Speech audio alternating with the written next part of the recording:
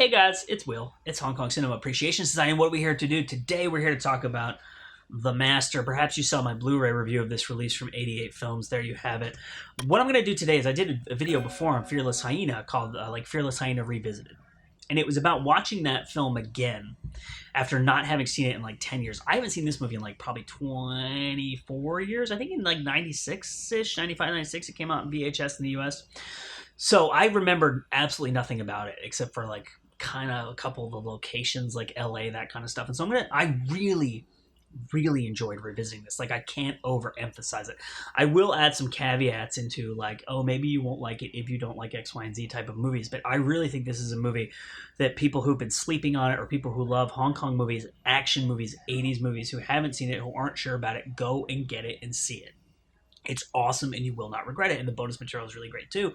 But I'm here to talk specifically about the movie. So I'm thinking of calling this video Is the Master Jet Li's Rumble in the Bronx? Because that's always what I hear about this movie.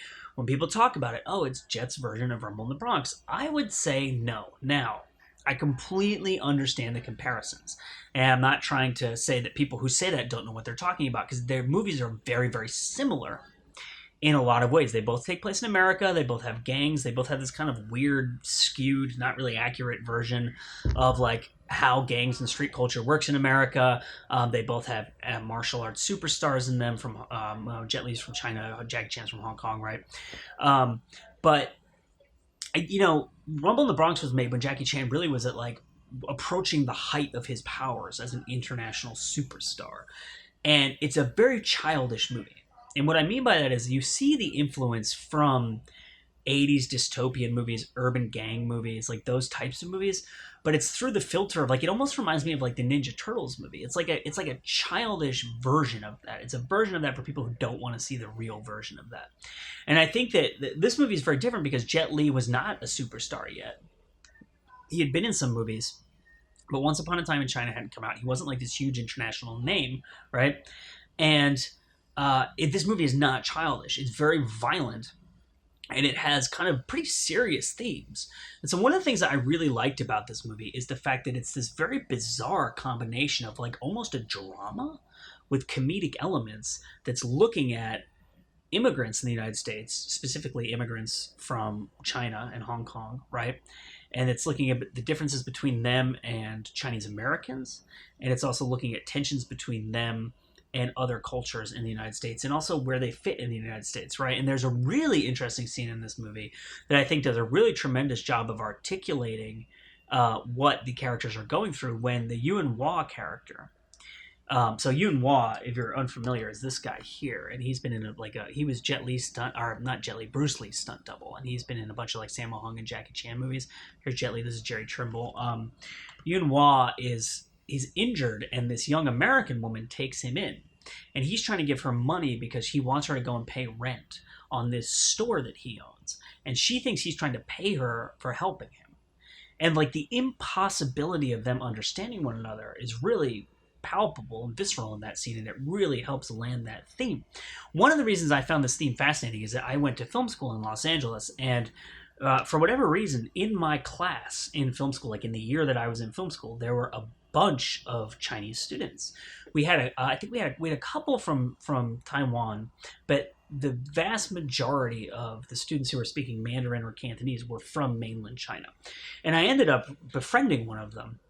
He emailed me and asked me a question because he knew that I was a Jackie Chan fan.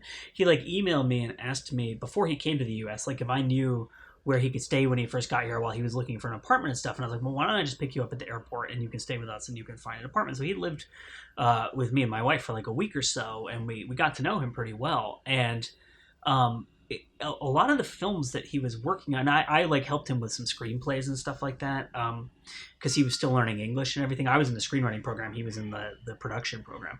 And a lot of the movies that he was interested in making, and especially the movies that his peers from China were interested in making, were stories about immigration and like generations of immigrants and tension between people who had become American over generations versus people who had just come from China, or even generations within a family. And here you have the Jet Li character who is the pupil of the Yuen Wah character. You have the tensions between them. You have the tensions between them and the Americans, and all these things. And it really reminded me of a lot of these projects. And I think it's a really interesting world that it exists in, and it's really fascinating to kind of see that. Another reason I love this movie is honestly it's just a great LA movie. There's so many amazing LA locations in 1989 when they filmed it that you really get to see. What the city looked like then, and like it's mostly shot around downtown. There's like one scene in Santa Monica, and there's like some stuff on the freeways, but mostly it's downtown. And it's just really cool because a lot of those places don't exist anymore. Like those views are completely changed, the way the skyline has changed, and none of those buildings are there. It's like a really cool time capsule of LA, and I really love that. And so another thing I liked about this movie is that it's very much like a late 80s B level, low budget, violent, trashy action movie, like alongside being this drama, right? And it reminds me of like canon movies and other kind of stuff like that. Now, if you do not like those types of movies, like when you think 80s action, if you think like Terminator, Aliens, like James Cameron stuff, if you're thinking like the Schwarzenegger movies, Predator, things of that nature, this is not that, right? This is, and Choi Hark is a great filmmaker, but they obviously didn't have a huge budget on this movie. Jet Li is still a rising star. There were issues between the two crews, like the American crew and the Hong Kong crew, and because of that, like the editing in this movie is a little bit, I wouldn't say it's odd, it's just like it's clear that like they either didn't get certain stuff or it didn't make it into the movie, and there's little bits and pieces missing, and it's not like a perfect big budget. It's also, it doesn't have that, like a lot of those big budget 80s American films have really tight screenplays where you just zip from point A to point B, and this kind of wanders a lot around the city and throughout the story of these characters, and so it's a very different type of movie. But if you love like those low budget movies like canon films and that other kind of stuff, I think you'll really like this movie. There's like a lot of like crazy violent shootout scenes and like action and like the ridiculous kind of like 80s gang thing and stuff like that. So it's a really fun movie. The other thing I want to talk about with regards to this movie, I'm just looking at my notes right here, is the logical inconsistencies. This is something that a lot of people talk about with regards to this film. Like Bay Logan talked about it. I think there was a Hong Kong Legends release of this maybe on DVD, and if I'm remembering correctly, and he did an audio commentary on that, and on Kung Fu Bob's audio commentary here. And Mike Leader and Arna Venema talk about this a little bit in their commentary too, of like, how do we get from here to there? Where did that character come from? Why is this character doing that? Why is, and the thing that I'll say is that, like I said, I went to grad school for screenwriting, and if you don't watch this channel a lot, you might not know that one of the things that I do to make money is I read screenplays, right? So I read screenplays for production companies, for studios. I've read screenplays for screenwriters before that they're trying to finish, where they're like, can you just help me like make sure all the logic is there and stuff like that. And so I've read thousands of scripts, and I've spent a lot of time analyzing scripts, and so logic and stuff like that is like something that I pay very, very careful attention to, right?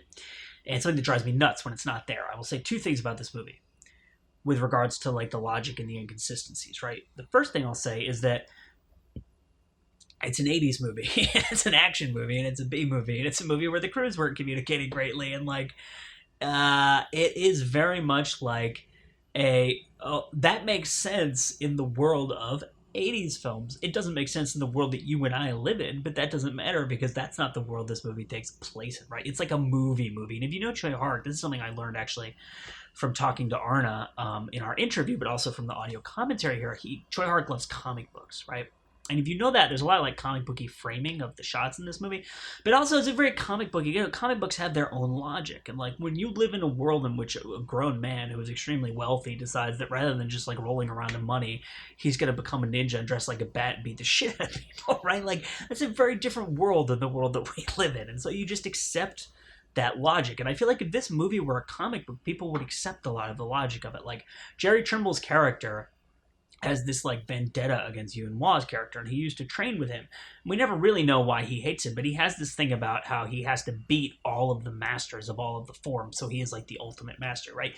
To me, in a comic book world, in the world of 80s movies, that logic makes total sense. Like, here's a bad guy, he's got this badass mullet, he's mean, he beats the shit out of people, and his thing is he wants to be the master of all masters. Like, that logic, to me, within the world of this film, that logic holds water because it is the logic of itself. You know what I mean? Like, if logic makes sense in relation to the other logic in a film, then it works, even if it doesn't make sense with regards to the logic of the real world, right? And so to me, that whole aspect of it, I get. Now, the other thing I will say about this film is that number 2 on my little list here, if you watch it carefully, it's not a like, here, this takes place on Monday, this takes place on Tuesday, this takes place on Wednesday. It's not that type of film. We don't actually know how much time passes between segments of this film. It's never explained to us. Like, so for instance, in the opening, the Ewan Waugh character has a big fight with the Jerry Trimble character, and he gets the crap beaten out of him, right? We then cut to Jet Li arriving in the United States. It could have been like a month. Like, we really don't know how much time has passed. And in the little montages of Jet Li's character walking around LA and in him meeting other people and stuff like that, we don't know what's going on.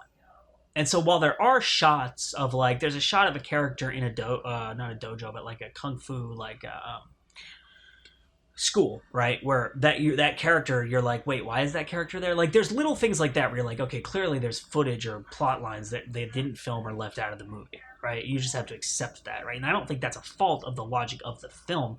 That's a fault of the production process, right? That's very different than someone screwing up the logic while they're writing it or editing it. So, but I think you do have to bear in mind the fact that there's a really great kind of theory that the screenwriter who has worked with Tim Burton has. I'm not going to remember his name off the top of my head, but he's written a lot of Tim Burton movies, and he has a pretty successful podcast about screenwriting. And he says that the off-screen movie is as important as the on-screen movie. And as the audience, you kind of have to understand that you don't always know the off-screen movie. Now, a great screenwriter in the Western sense of I'm going to give you the logic of every single scene so you understand everything that's happening will explain to you every single thing that is happening off-screen with these characters so that you know what they've gone through to get where they are. In a movie like this, you're not going to get that. But there is an off-screen movie. There is stuff happening to these characters that we do not see, and we do not know what it is, and we do not know how long is passing between these scenes. And because of that, I don't know if this really qualifies as gaps in logic as much as it qualifies as them not...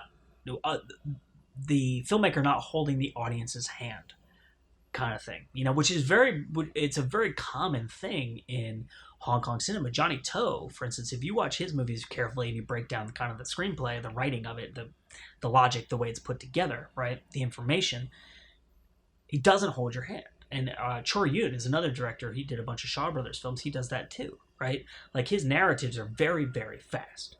And a lot of people find them confusing, but they're not confusing. They're just fast as hell, and they don't tell you what's happening. But if you stop them and you're like, okay, yeah, that does make sense. Like, you just kind of have to detach your brain from what you're used to being fed so that it can consume something else. That's kind of how I look at it. But I just really enjoyed this movie. It's a great LA movie, like I said. Some of the locations are almost identical to where they shot They Live. And this was shot, I think, a year after They Live came out. So it's like really like the same place, the same time. Super cool. If you're a John Carpenter fan, you'll recognize that. My name is Will. The movie is The Master. I've talked too much. Go check it out. Pick this up. This is a Region B release, I should tell you. So if you're living in the United States, you're going to have or I guess anywhere that's not Region B is like Europe, Middle East kind of, I think. If you're not in Region B, you would need a multi-region player. But it's definitely worth it. But if you don't have a multi-region player and you're a fan of Hong Kong cinema, what are you doing with your life? Because look at all these incredible releases. These are all Region B releases of incredible Hong Kong films that you need to be watching. My name is Will. Thank you so much for joining me on this little voyage into Jet Li and Choi Hark's The Master. This is Hong Kong Cinema Appreciation Society, and we will see you next time.